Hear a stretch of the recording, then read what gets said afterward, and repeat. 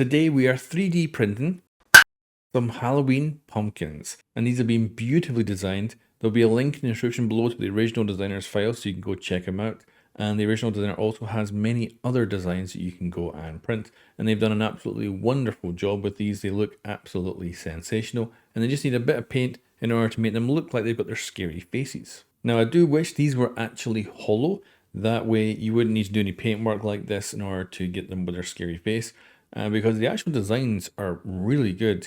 And I think if they just went through to a hollow space inside, you would end up with something incredible. As you can see, the one on the left is very hard to paint. Although I think in the end of the day, these come out looking kind of spooky because they're just not perfect at all.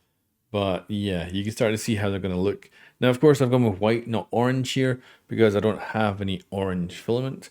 But if you wanted to, you could easily scale these up, go with orange, and make some really good Halloween pumpkins here. And there's many of them to play around with.